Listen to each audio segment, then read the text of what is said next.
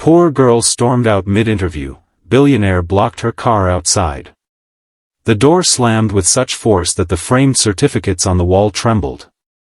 Tears blurred Maya's vision as she rushed through the lobby, ignoring the startled receptionist calling after her. All she could think about was escaping this humiliation, this reminder of everything she lacked. But when she reached the parking lot, a sleek black Bentley blocked her beat-up Honda. Standing beside it was the same man who had just destroyed her last hope, billionaire tech mogul Elijah Winters. Only now, his cold smirk had vanished, replaced by something she couldn't quite read. What happens next changed both their lives forever. If you're enjoying this story of unexpected connections and second chances, please hit that like button and subscribe to see more stories that will touch your heart and remind you that sometimes, life's greatest opportunities come disguised as our worst moments. Maya Collins had been preparing for this interview for weeks. At 26, she was already exhausted by life's relentless challenges. Raising her younger sister alone since their parents' accident 3 years ago, working 2 jobs while finishing her degree online, and now facing eviction from their small apartment, this interview at Winters Innovation Technologies was supposed to be her salvation. She'd stayed up until 3 a.m. researching the company, ironed her only professional outfit, a navy blue blazer and skirt she'd found at a thrift store, and practiced answers to every possible interview question. Maya had even splurged on a bus ticket to reach the gleaming downtown headquarters, saving her car's questionable gas tank for the return journey. The first part of the interview had gone well. The HR manager seemed impressed by her portfolio and experience. Then came the final interview with the CEO himself, Elijah Winters, the 34-year-old tech genius whose face graced business magazines and whose name appeared on innovation awards. "So, Ms. Collins," he had said, barely glancing up from her resume, "Stanford dropped out, community college graduate, gaps in employment." His tone made each point sound like a personal failure. "I had to leave Stanford after my parents died," Maya explained, trying to keep her voice steady. "I became my sister's guardian and needed to work while studying." Elijah Winters looked up then, his steel-gray eyes assessing her with clinical detachment. "This position requires someone who can commit fully to the company. We often work 80-hour weeks during product launches. I need people without distractions." The implication stung. "My sister is 16 now, quite self-sufficient. My responsibilities won't interfere with my work. And yet you've been late to 3 of your previous positions according to these references." He tapped her resume. "Reliability is non-negotiable here. Those were due to medical emergencies with my sister. She has asthma, and—" "Ms. Collins," he interrupted, "Winters Innovation doesn't run on excuses. We run on excellence and commitment." Something inside Maya snapped. After years of bending, accommodating, explaining, and apologizing for circumstances beyond her control, she'd reached her breaking point. "Those aren't excuses, Mr. Winters. They're realities that millions of Americans face every day. Not everyone has the luxury of focusing solely on their career." His eyebrows rose slightly. "This isn't about luxury. It's about priorities. My priority was keeping my sister out of foster care after our parents died in a car crash. My priority was making sure she had food and a roof over her head, even if it meant putting my dreams on hold." Maya's voice trembled. "But clearly, you wouldn't understand what it's like to choose between your ambitions and someone else's survival." Elijah's expression hardened. "This interview is about your qualifications, not your personal circumstances." "My personal circumstances are my qualifications," Maya countered, rising from her chair. "They've taught me resilience, problem-solving, and how to work under pressure in ways your Stanford graduates couldn't imagine. But if you can't see that, then this isn't the right place for me." She grabbed her portfolio and walked out, ignoring his call to return. The tears didn't start until she reached the elevator, hot and humiliating. Now, standing in the parking lot facing the man who had just dismissed her potential, Maya felt a surge of anger cutting through her despair. "Move your car," she demanded, clutching her keys so tightly they dug into her palm. Elijah Winters studied her with an intensity that made her uncomfortable. "You walked out on me." "Nobody walks out on me." "Well, I just did. Now please move your car so I can leave and never see this place again." "Where will you go?" he asked, his tone surprisingly gentle. The question caught her off guard. "That's none of your business. I made it my business when I looked at your application more carefully after you left." He pulled a folder from inside his suit jacket. "You're 3 months behind on rent. Your sister needs specialized medical care for her asthma. And you've applied to 17 jobs in the past month." Maya felt exposed, vulnerable. "How did you?" "I have resources," he said simply. "What I don't have is the full story. And I realize now that was my mistake." The wind picked up, sending a chill through Maya's thin blazer. She crossed her arms, both for warmth and as a barrier between them. "Why are you doing this? The interview is over. You made your position clear." "Did I?" Elijah took a step closer. "Or did I make assumptions based on incomplete information? A mistake I rarely make in business but seem to have made with you." For the first time, Maya noticed the shadows under his eyes, the slight dishevelment of his otherwise perfect appearance. Something about him seemed less polished up close, more human. "I don't need your pity," she said firmly. "Good, because I'm not offering it." He gestured toward a small cafe across the street. "I'm offering you coffee and a second interview. This time, I'll actually listen." Maya hesitated. The practical part of her brain reminded her of the past due rent notice, of her sister's medication costs, of the dwindling balance in her checking account. But her pride, the one thing she had left, made her wary. "Why should I give you another chance?" A hint of a smile touched his lips. "Because unlike me, you don't make snap judgments about people based on paper credentials. And that's exactly the kind of perspective my company needs." The cafe was quiet, tucked away from the bustle of downtown. Maya sat across from Elijah, cradling a cappuccino she wouldn't have normally splurged on. The warmth of the cup seeped into her cold fingers. "Start from the beginning," Elijah said, setting his phone face down on the table, a small gesture that didn't go unnoticed by Maya. So she did. She told him about growing up in a middle-class family, about earning the scholarship to Stanford that had been her parents' dream. About the late-night call that changed everything, about identifying their bodies at the morgue while still in her pajamas. About fighting the system to become her sister Lily's guardian, about dropping out of school to work full-time, about the nights spent studying after Lily went to bed. "Lily's smart, brilliant, actually," Maya said, a genuine smile breaking through for the first time. "She wants to study medicine. She deserves that chance." Elijah listened without interruption, his expression thoughtful. When she finished, he remained silent for a moment. "My father died when I was 12, he finally said. Heart attack at his desk. My mother fell apart, started drinking. By 14, I was essentially running our household, making sure bills were paid, food was in the refrigerator." Maya hadn't expected this. The business magazines portrayed Elijah Winters as a privileged prodigy who'd had every advantage. "What about your company origin story? The dorm room startup, the angel investors?" A wry smile crossed his face. "PR simplifies things. Yes, I started coding in my dorm room, but I was there on scholarship, working campus jobs to send money home to my mother. The first angel investor was my computer science professor who found me sleeping in the lab because I couldn't afford housing after my scholarship funds were delayed. The revelation shifted something between them. Not quite trust, but perhaps understanding." "So why the act?" Maya asked.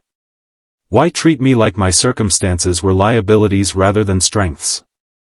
Elijah sighed, running a hand through his dark hair. "Because somewhere along the way, I started believing my own sanitized story.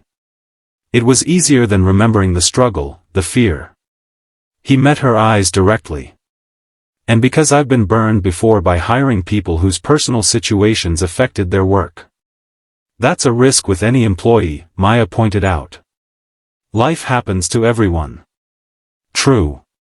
But I've built this company on calculated risks, on controlling variables. He leaned forward. What you said in my office, about your circumstances being your qualifications, it reminded me of something I'd forgotten. Their conversation continued as afternoon faded into evening. Maya learned that beneath Elijah's cold exterior was a man driven by the same fears that haunted her, fear of failure, of returning to the insecurity of his youth. He learned about her innovative solutions to problems at her previous jobs, her self-taught coding skills, her ability to manage crises with limited resources. I should get home, Maya said eventually, checking her watch. Lily will be wondering where I am. Elijah nodded, signaling for the check. I have a proposition for you, Miss Collins. Maya, she corrected. Maya, he acknowledged with a slight smile. I'd like to offer you a position at Winter's Innovation. Not the one you applied for, but something more suited to your actual skills. She raised an eyebrow. Which are? Crisis management. Problem solving. Seeing beyond conventional approaches. He handed her a business card with a handwritten number on the back. This is my direct line. The position is Director of Special Projects, reporting directly to me. The salary is double what you would have made in the original position. Maya stared at the card, suspicion creeping in. Why would you offer me this? You don't even know if I can do the job. I know exactly what you can do. You've been doing it for years with far fewer resources than I'll provide. His expression turned serious. But there's a condition. Of course there is, she murmured. You have to promise to tell me when you need flexibility for your sister. No hiding emergencies, no working yourself to exhaustion trying to do everything alone. He held her gaze. I need your perspective, your different approach to problems. But that only works if you're not burning out. It sounded too good to be true. And if I say no? Then I move my car, you go home, and we both lose an opportunity. He shrugged. Your choice. Maya tucked the card into her pocket. I need to think about it. Of course. He stood, dropping cash on the table for their coffees. Take the weekend. Call me Monday. The weekend passed in a blur of consideration. Maya discussed the offer with Lily, researched Elijah Winters more thoroughly, and made pro and con lists until her notebook was full. By Monday morning, she had her answer. The Winters Innovation Technologies building looked different this time, less intimidating, more like a place of possibility. Maya straightened her blazer and walked through the lobby with confidence, nodding to the receptionist who recognized her from her dramatic exit days before. Elijah was waiting in his office, standing by the floor-to-ceiling windows overlooking the city. He turned when she entered, his expression giving nothing away. Have you decided? He asked. Maya extended her hand. I accept, with two conditions of my own.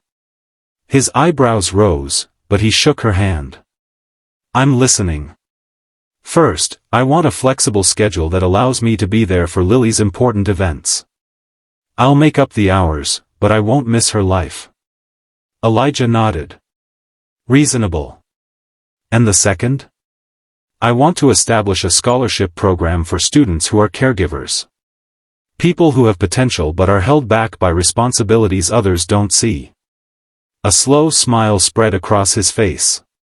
That could be your first special project as director. And so began a partnership that would transform not only Maya's life but Winters Innovation Technologies itself. The first months weren't easy. Maya had to prove herself repeatedly to colleagues who questioned her rapid promotion, while Elijah had to adjust to her direct, sometimes challenging approach to his ideas. Their first major project together was developing an app to connect caregivers with resources and support services. Maya's personal experience shaped the user interface, making it intuitive for people with limited time and high stress levels. When Elijah suggested features that seemed unnecessary, she didn't hesitate to push back. No one filling prescriptions at midnight while their kid has a fever is going to care about animated transitions, she argued during one late-night development session. They need information fast, clearly, and with minimal steps. Instead of the defensive reaction she expected, Elijah considered her point and nodded. "You're right. Simplify it." 6 months into her new role, Maya and Lily moved from their cramped apartment to a modest but comfortable house closer to both the office and Lily's school. For the first time in years, Maya didn't check her bank account with dread before every purchase. Lily's asthma was properly managed with regular doctor visits and quality medication. But the most significant change was in Maya herself. The constant anxiety that had been her companion for years began to recede, replaced by confidence in her abilities and her future. She started taking online courses to complete her degree, supported by the company's education program. Elijah changed too. Employees who had known him for years noticed he became more approachable, more willing to consider perspectives different from his own. The company culture gradually shifted from one of relentless productivity to sustainable innovation. Their professional relationship evolved into friendship, built on mutual respect and shared experiences. They were both survivors who had shaped themselves around their traumas, both driven by the need to create security from chaos. A year after that fateful interview, Winters Innovation Technologies launched the Caregiver Scholarship Program, providing full tuition and stipends to students supporting family members. At the launch event, Maya stood at the podium, looking out at the faces of the first 20 recipients. 3 years ago, I had to choose between my education and my sister's well-being, she told them, her voice steady. Today, because of this program, 20 of you don't have to make that choice. And this is just the beginning. She glanced at Elijah, who stood at the side of the stage watching her with unmistakable pride. He gave her a slight nod, their private acknowledgement of how far they'd both come. After the ceremony, as they walked through the empty auditorium, Elijah asked, "Do you ever think about that day? When you stormed out of my office?" Maya smiled. "Only every time I drive past your parking space." "I'm glad I blocked your car," he admitted. "Best impulsive decision I ever made." "And I'm glad I was angry enough to tell you off," she replied. Sometimes the worst moments lead us exactly where we need to be. As they stepped outside into the evening air, the city lights glimmering around them, Maya realized something profound. The day she'd stormed out of that interview, she'd felt like her world was ending. Instead, it had been just beginning. Life rarely gives us what we expect. Sometimes it gives us what we need in the most unexpected packages, like a second chance disguised as a blocked car, or a partnership born from confrontation. Maya and Elijah's story wasn't about a poor girl and a billionaire finding each other. It was about two people recognizing in each other the strength that comes only from struggle, and building something meaningful from that recognition. And in that understanding lay the most important lesson of all: our greatest challenges don't define our limits, they reveal our capacity for growth, for connection, and for creating change that extends far beyond ourselves. As the scholarship recipients and their families celebrated around them, Maya and Elijah shared a quiet moment of acknowledgement. They had both been shaped by loss and responsibility, but had found in each other the missing perspective that allowed them to transform those experiences into something powerful and healing, not just for themselves, but for others walking similar paths. Sometimes, the door you angrily slam behind you opens onto exactly the future you were meant to find.